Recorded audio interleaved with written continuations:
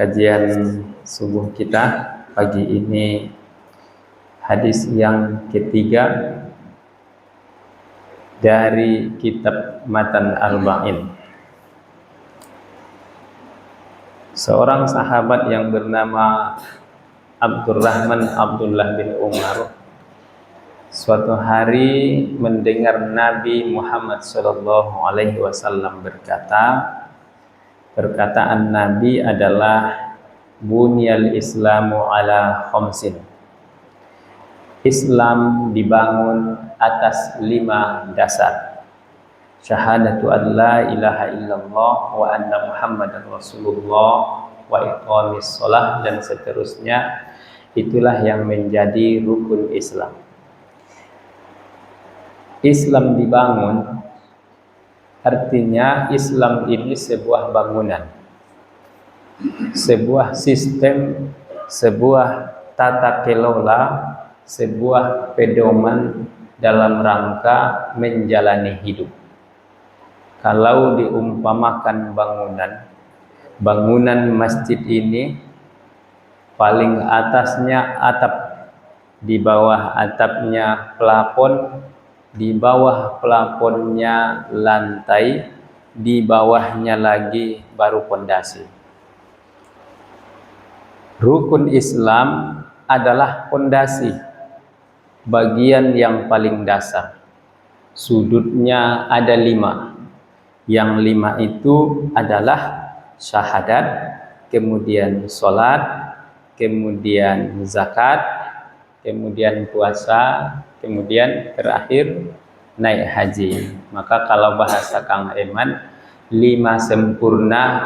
Kalau sudah naik haji, sempurnalah rukun Islamnya.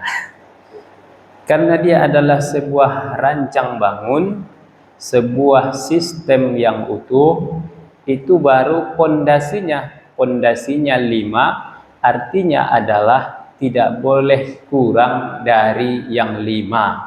Kalaupun tidak sampai pada sempurna yakni naik haji, paling tidak yang 4 harus menyatu karena ia satu kesatuan. Bagaimana kalau misalnya baru syahadat, belum sholat? Apakah saya sudah Islam? Sudah Islam. Alhamdulillah sudah syahadat. Karena dari syahadat nanti akan sholat. Bagaimana kalau saya baru sholat saja, itu pun belum lengkap 5 waktu sehari semalam. Alhamdulillah sudah sholat. Dengan yang tidak lengkap, itu sudah menjadi jalan untuk menjadi lengkap. Dan seterusnya. Pokoknya bagaimanapun kondisi keislaman dan keimanan kita saat ini, sudah harus kita syukuri. Mudah-mudahan dengan itu Allah akan menyempurnakannya. Bapak Ibu yang berbahagia, yang 5 tadi adalah pondasi. Lalu apa utuhnya? Apa dindingnya? Apa tiangnya? Apa pintunya dan sebagainya? Itulah kehidupan kita ini.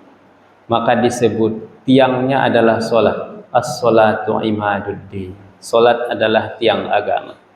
Man aqamaha aqamaddin. Siapa yang mendirikannya berarti dia mendirikan agama. Wa man tarakaha hadamaddin. Siapa yang meninggalkannya berarti ia telah merobohkan agama. Bapak Ibu yang berbahagia, mungkin yang dapat kita bahas pada kesempatan ini singkat saja, yaitu yang pertama. Yang pertama adalah syahadat. Asyhadu an la ilaha illallah wa asyhadu anna Muhammadar Rasulullah. Syahadat yang pertama namanya syahadat tauhid. Syahadat yang kedua namanya syahadat rasul. Asyhadu an la ilaha illallah namanya adalah syahadat tauhid yang isinya 2. Yang pertama nafiul ilah, meniadakan Tuhan dan kepercayaan. Yang kedua isbatullah, menetapkan Allah. Mengapa? Jadi kalau kita mau mengucap syahadat asyhadu alla ilaha illallah, tidak langsung saya mengaku Tuhan adalah Allah, tidak. tapi mulainya saya menolak semua kepercayaan yang mentuhankan selain Allah. Mengapa mulainya dari menolak semua kepercayaan? Karena dalam hidup dan kehidupan di dunia ini, begitu orang lahir, ia sudah punya kepercayaan yang dibawa.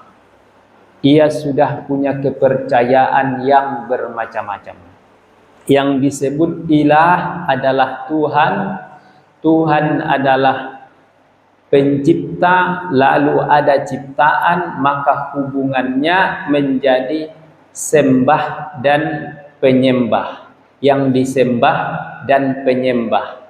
Dalam kenyataannya, begitu orang lahir, tidak pun dia Islam, ia sudah punya yang disembah. Sudah punya yang disembah. Cuma bermacam-macam.